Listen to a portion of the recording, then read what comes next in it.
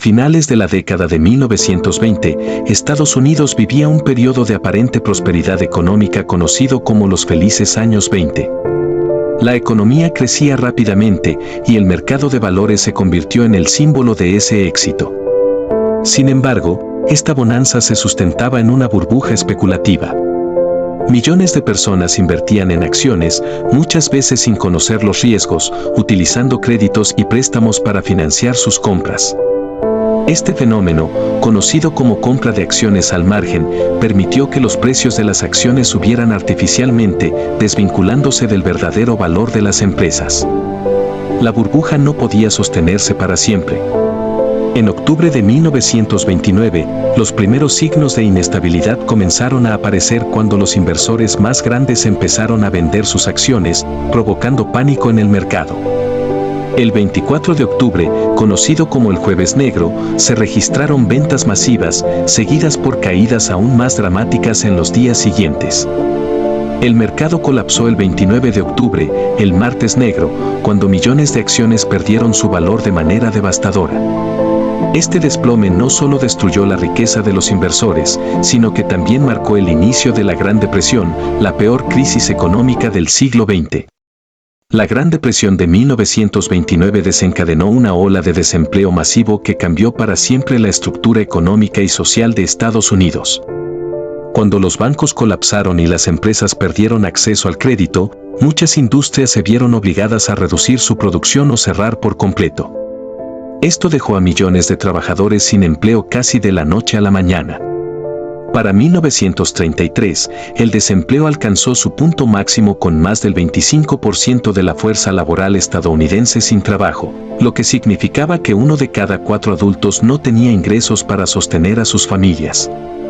En las ciudades, las filas para recibir alimentos gratuitos se hicieron comunes y vastas áreas conocidas como overvilles, barrios de chabolas hechas de cartón y materiales reciclados, surgieron en las afueras. Mientras tanto, en las zonas rurales, los agricultores luchaban por sobrevivir en medio de la caída de los precios de los cultivos y la devastación del Dust Bowl. La desesperación llevó a muchos a migrar en busca de trabajo, pero las oportunidades eran escasas en cualquier parte del país. Este desempleo masivo no solo devastó económicamente a millones de familias, sino que también marcó una generación con un profundo sentimiento de inseguridad y desesperanza. Durante la Gran Depresión, las quiebras bancarias se convirtieron en uno de los aspectos más devastadores de la crisis económica. En los años previos, los bancos operaban con pocas regulaciones, prestando dinero sin garantías suficientes y manteniendo reservas limitadas. Cuando los clientes comenzaron a perder confianza en la economía, se desató una ola de retiros masivos conocidos como corridas bancarias. Incapaces de devolver el dinero a los depositantes, miles de bancos cerraron sus puertas, dejando a millones de personas sin acceso a sus ahorros. Entre 1929 y 1933, más de 9.000 bancos quebraron en Estados Unidos, profundizando la crisis económica y aumentando el desempleo. Las consecuencias de estas quiebras fueron devastadoras. Familias enteras perdieron sus ahorros de toda la vida de la noche a la mañana, mientras las empresas que dependían de préstamos bancarios se enfrentaron a la quiebra. En las comunidades rurales, los agricultores vieron cómo los bancos embargaban sus tierras y propiedades, dejándolos sin hogar ni sustento. Para combatir esta crisis, el gobierno implementó reformas como la creación de la Corporación Federal de Seguros de Depósitos, FIC, en 1933, diseñada para restaurar la confianza pública en el sistema bancario. Sin embargo, el impacto psicológico y financiero de las quiebras bancarias marcó a una generación que aprendió a desconfiar de las instituciones financieras.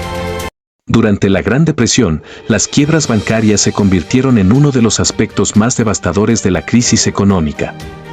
En los años previos, los bancos operaban con pocas regulaciones, prestando dinero sin garantías suficientes y manteniendo reservas limitadas. Cuando los clientes comenzaron a perder confianza en la economía, se desató una ola de retiros masivos conocidos como corridas bancarias. Incapaces de devolver el dinero a los depositantes, miles de bancos cerraron sus puertas, dejando a millones de personas sin acceso a sus ahorros. Entre 1929 y 1933, más de 9.000 bancos quebraron en Estados Unidos, profundizando la crisis económica y aumentando el desempleo. Las consecuencias de estas quiebras fueron devastadoras. Familias enteras perdieron sus ahorros de toda la vida de la noche a la mañana, mientras las empresas que dependían de préstamos bancarios se enfrentaron a la quiebra. En las comunidades rurales, los agricultores vieron cómo los bancos embargaban sus tierras y propiedades, dejándolos sin hogar ni sustento. Para combatir esta crisis, el gobierno implementó reformas como la creación de la Corporación Federal de Seguros de Depósitos, FIC, en 1933, diseñada para restaurar la confianza pública en el sistema bancario. Sin embargo, el impacto psicológico y financiero de las quiebras bancarias marcó a una generación que aprendió a desconfiar de las instituciones financieras. La Gran Depresión, iniciada en 1929 con el colapso de la bolsa de valores en Wall Street, desató una crisis económica sin precedentes que rápidamente trascendió las fronteras de Estados Unidos. En Europa, la recuperación tras la Primera Guerra Mundial se detuvo abruptamente. Países como Alemania, dependientes de préstamos estadounidenses a través del Plan 2, vieron cómo sus economías se desmoronaban al cesar la financiación externa. Las exportaciones cayeron drásticamente, afectando a potencias industriales como Reino Unido y Francia, mientras que las políticas proteccionistas, como los aranceles de la Ley Helmut, empeoraron la situación al restringir aún más el comercio global.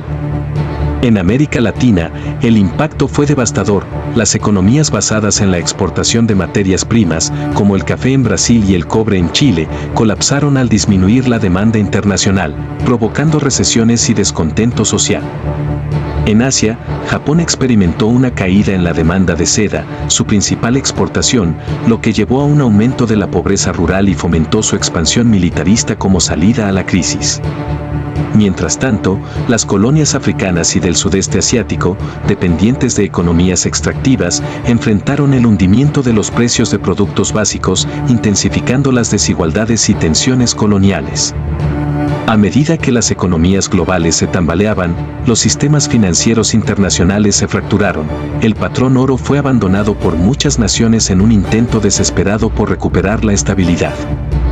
La Gran Depresión no solo evidenció la fragilidad de la interdependencia económica global, sino que también marcó un punto de inflexión hacia políticas nacionalistas y proteccionistas que moldearon el mundo en las décadas siguientes. La Gran Depresión marcó un punto de inflexión en la política económica mundial, alejándose de la laissez-faire que había dominado durante el siglo XIX. En Estados Unidos, el New Deal de Franklin D. Roosevelt simbolizó esta transformación, con un enfoque en la intervención del gobierno para estabilizar la economía. Políticas como la creación de la Administración de Obras Públicas y la Seguridad Social representaron intentos por revitalizar el empleo y ofrecer un colchón de seguridad a los más vulnerables. La regulación bancaria se fortaleció con la Ley Glass-Steagall, separando los bancos comerciales de los de inversión para prevenir futuras crisis. Estas medidas reflejaban un cambio de paradigma, estableciendo que el Estado tenía un papel crucial en la gestión económica. A nivel global, muchos países abandonaron el patrón oro, adoptando sistemas monetarios más flexibles para enfrentar la crisis. En Europa, los estados comenzaron a experimentar con políticas keynesianas, aunque no siempre de manera uniforme. Alemania, bajo el régimen nazi, optó por un modelo autárquico, priorizando la autosuficiencia económica y la producción militar. En América Latina, varios gobiernos adoptaron estrategias de industrialización por sustitución de importaciones, buscando reducir la dependencia de los mercados extranjeros. Este periodo consolidó la idea de que la política económica debía ser dinámica y adaptarse a las necesidades sociales, sentando las bases para el intervencionismo estatal que prevalecería durante gran parte del siglo XX. La Segunda Guerra Mundial marcó un punto de inflexión que puso fin a la Gran Depresión. Tras años de estancamiento económico, el estallido de la guerra en 1939 impulsó una demanda masiva de recursos, bienes y mano de obra. Estados Unidos, aunque inicialmente neutral, comenzó a abastecer a las naciones aliadas con armas, vehículos y suministros a través del programa de préstamo y arriendo. Esto revitalizó la industria manufacturera y creó millones de empleos, reactivando la economía estadounidense incluso antes de su entrada oficial al conflicto en 1941. La movilización militar y el esfuerzo bélico consolidaron este cambio, ya que la producción industrial alcanzó niveles récord para apoyar la guerra. Con hombres alistándose en el ejército, las mujeres y las minorías ocuparon roles cruciales en fábricas y sectores antes inaccesibles para ellos. La economía pasó a operar bajo un sistema de pleno empleo, y los salarios aumentaron. Además, la guerra generó una enorme inversión gubernamental que estimuló el desarrollo de infraestructuras y tecnologías. Al final del conflicto en 1945, Estados Unidos emergió como una superpotencia económica, con un sistema productivo fortalecido y una sociedad transformada. Aunque el precio humano de la guerra fue incalculable, su impacto económico puso fin a más de una década de desesperación y crisis.